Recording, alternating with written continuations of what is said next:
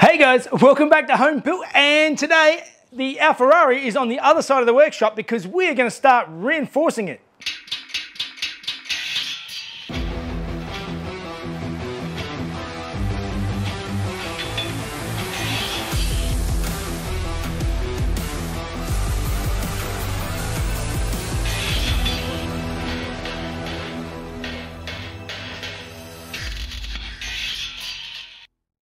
Alright, yes, as I mentioned, we are going into reinforcing in this episode, and there were lots of comments about me removing the indentations that are in this side of the panel that I've weakened the car and all this sort of stuff. Not all of these cars have this. Actually, the other side has none of those indentations in it. That's because this side used to have the brake booster on it, and it was for reinforcing, but it was for reinforcing this panel for the things that were mounted on this panel. Otherwise, it would have flexed and moved all over the place. Now there's nothing mounted on it. It's not really adding much in the way of anything, structural rigidity to the car, more structural rigidity to the panel that was holding stuff. So I'm not concerned that I took that stuff out and now the car's going to fold in half, or yeah, it's fine. But I am going to continue reinforcing the car, and that it means getting it up on the hoist and getting it off of this frame. And as another note while I'm here, I do have to add some sort of clip into this. I'm not sure what normally clips this in, but I'm going to have to do something. I'll have to do a bit more research on that. But anyway, let's get it up so I can actually get into the places we're going to reinforce.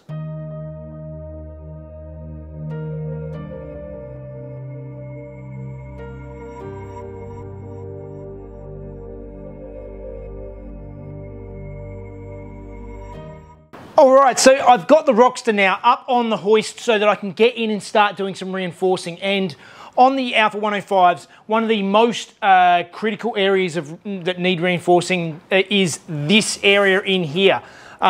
Takes a lot of forces, originally, particularly because the original design has the steering boxes bolted on here, and all of those forces go through here, and these areas get very weak. So one of you guys, I'm apologising because I can't find the details, but I did mention it when you sent it to me 12, 18 months ago now. Sent me a bunch of these reinforcement panels that he makes up for these cars. So these are actually cut out, and they're the right pieces to fit inside and outside on both sides of these cars. So these are sort of pre-cut, ready to go, which are going to be perfect for the initial reinforcing stage. Now, I do also have to go through, there's a few spots where the sandblaster actually saw there was a little bit of surface rust or a little bit of rust underneath, and he drilled out spot welds, pulled it back, and rust treated inside, or sandblasted inside these areas so that they got rid of all the rust. I'm going to go through now, put a bit of weld through primer in there, and flatten them all out, weld them all up so that they're all sealed, and then we can go on and start mounting up all of our reinforcing panels, at least for this area of the car.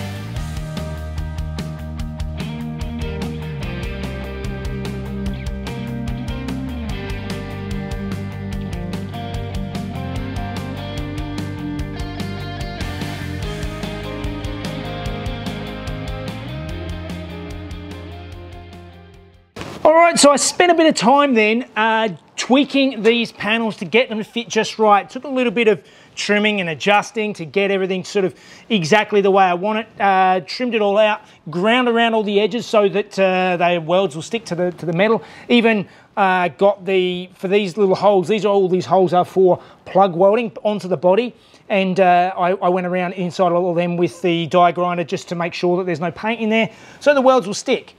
And you can actually see this area here. I marked on the car because that's actually where the V-band clamp for the exhaust sits, closer to the body of the car. So I wanted to make sure I cleared out the reinforcing just in that spot, just so that I can, I'm not, getting too close to that, keeping the clearance there, and I'll weld all the way around that. That'll be plenty strong enough. So now I've got both sides of this one front right leg ready to go. I'm going to bolt it onto the car and start welding it up.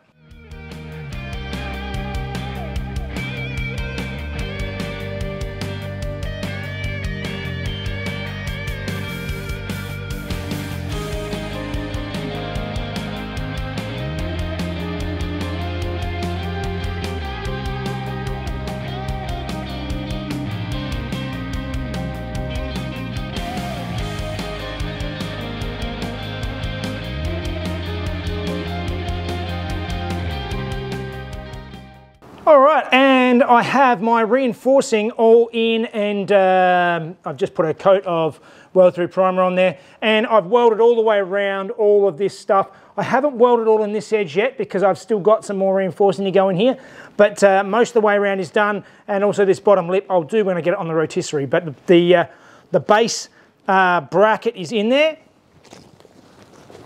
and same again on the inside. So I have it all in there. Ground back, welded up. I might go through and just touch up a few of the sort of the pinhole-y bits and stuff like that, but basically it's all there. And I also went through and did a bit of reinforcing around the edges of a lot of these things. Did some stitch welding in around the frame just to reinforce everything, and that's going to be done over the entire chassis.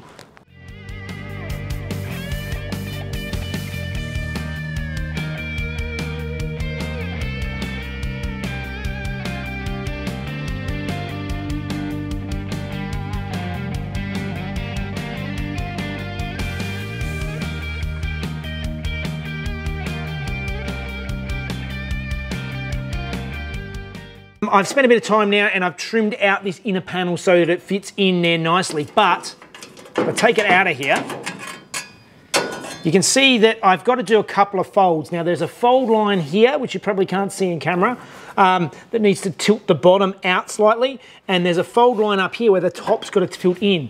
So what I'm going to do is I'm going to just draw along the edges there so that I can hopefully sort of see where these lines are, and transfer it out, and then take my sheet and go and bend it in the brake and see if I can sort of make it so it sits nice and flush in where I need it to.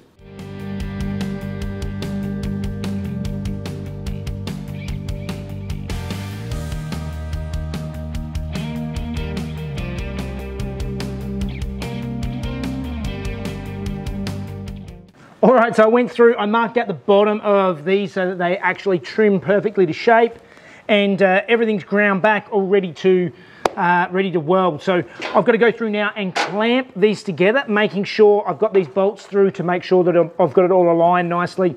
Not that I'm actually reusing these holes, because these were for the original steering box. I'm not using the steering box, obviously. I've got the steering rack, but I still want them all to be left there just in case. And yeah, so now I'm going to go through and clamp this. And what I found last time was it's easy to clamp the bottom. I've got clamps that can reach the bottom, but they can't reach all the way up the top here. But what I use is I use this hole here, and I've got a couple of plates with a bit of threaded rod, and I'll just press it together by bolting through the plate over these holes to get the clamping sort of up the top, and should be good. So let's start clamping and welding.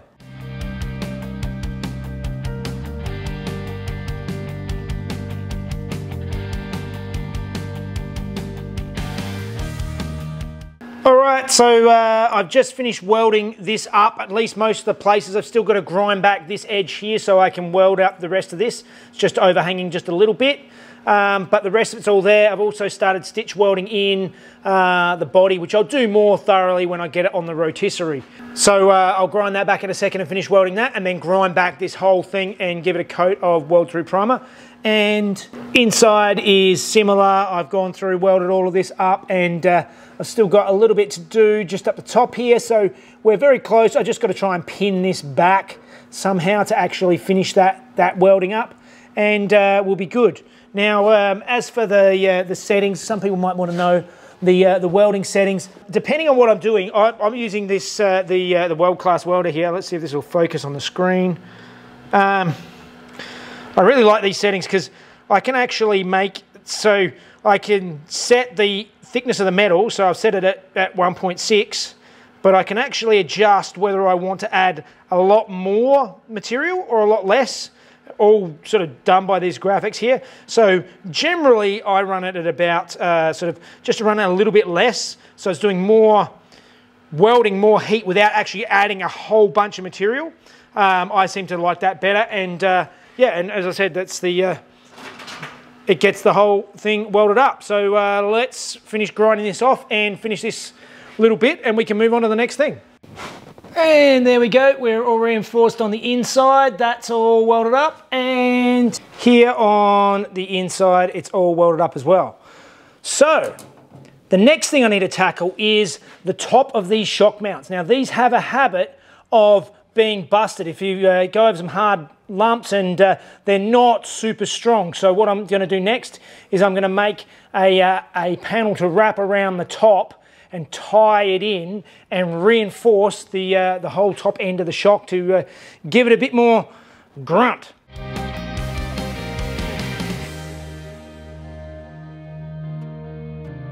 So there we have my cardboard template that's going to sit around the top of the shock tower to brace it up, and this works for both sides. So now I'm going to take it over and cut them out.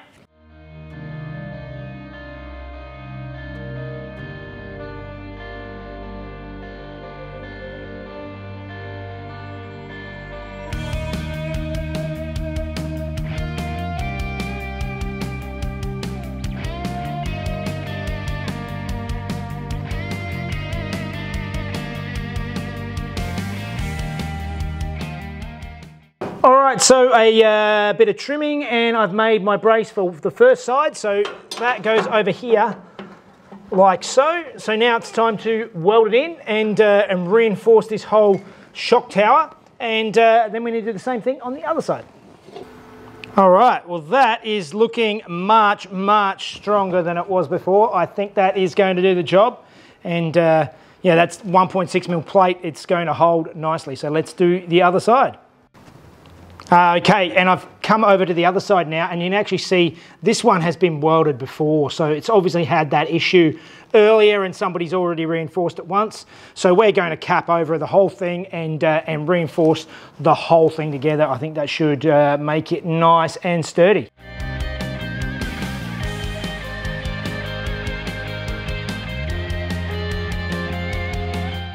All right, and we have completely finished now reinforcing this shock tower. So that's done. The corner bracing is done on both sides as well. Looking good.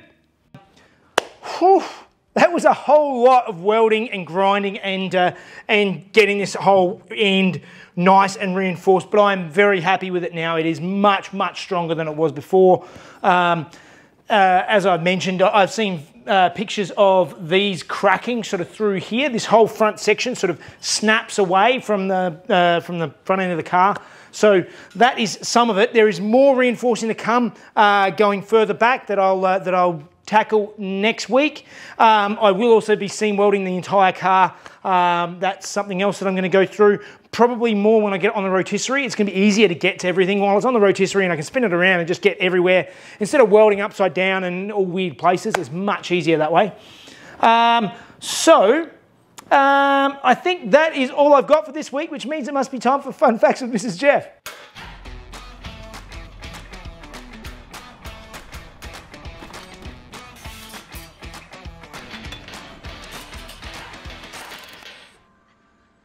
Hey guys, in 1964, Ferrari released its successor to its 250 series of road cars with its all-new 275 GTB. It used the final iteration of the 3.3-litre Colombo V12, claiming 280 horsepower, but in reality it was more around 250. It was the first Ferrari car to use a 5-speed transaxle gearbox for better weight distribution. It was also the first road car from Ferrari to have independent double wishbone suspension and disc brakes all round. All Ferraris previously had live axle rear ends. A new version was released at the start of 1966, and this one had a longer nose, which was designed for better high-speed stability. The bodies were designed by Pininfarina and built by Scaglietti. They were built with steel bodies and aluminium doors and bonnet, but 72 of these were built with the factory option of a lightweight aluminium body. By the end of 66, 236 Series 1 short noses and 206 Series 2 long noses 275 GTBs road cars had been built. Yeah. All right, guys. Well, that was a lot of welding and grinding this week trying to reinforce this front end. It's yeah, it's still got a lot more to go. Oh, good. Yeah, it's quite noisy and just really messy. Painful. Yeah, it's very, very messy. If any of you have experience with these cars and there are other particular spots specific to the Alfa 105 that I need to have a look at, please let me know in the comments. Otherwise, like, subscribe if Jeff's going to keep on welding. And yeah. If you want to follow him on Patreon, you'll get to see the videos a day early without ads, and that support is always welcome. Yeah, and follow me, Facebook, Instagram, all that sort of stuff. Keeps me, keeps me going with all this craziness. And we'll see you next time. See you guys. Bye, everyone.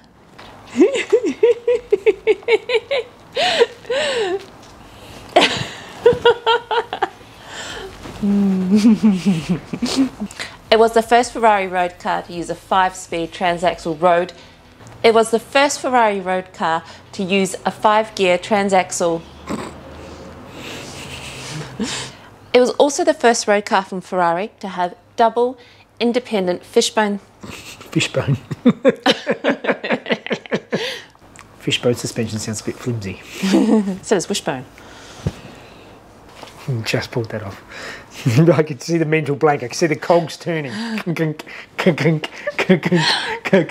feeling very tired.